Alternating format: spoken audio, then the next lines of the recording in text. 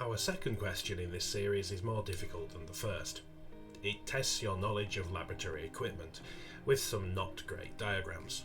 Part of the problem is that for any students in current year 9, 10 or 11, it's probably been some time since you did an actual experiment in class. COVID has disrupted many things.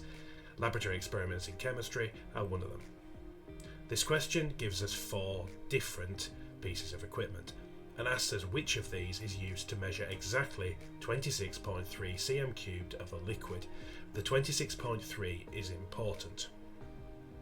The best way to go about this type of question is by process of elimination. That's a technique that works both on foundation or higher, and this sort of question could be found on either at any level. Let's start by considering the 26.3 cm cubed. To get exactly that, we need some quite precise measurements. These aren't found on C. There are no precise measurements on C, so we couldn't use it to measure exactly that amount. We can also get rid of B for much the same reason.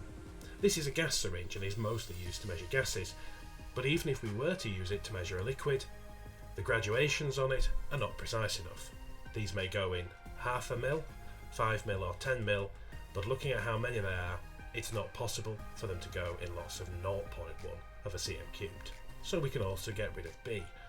This just leaves us with 2 possibilities. D is a standard measuring cylinder.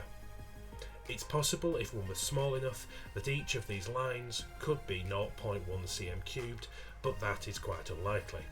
It would mean that this entire flask would only measure 2 or 3 cm cubed, and that would be minute to the point of being ridiculous.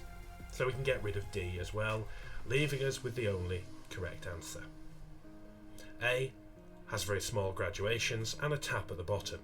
This would allow for extremely precise measurements. So A would be the answer that we'd go with.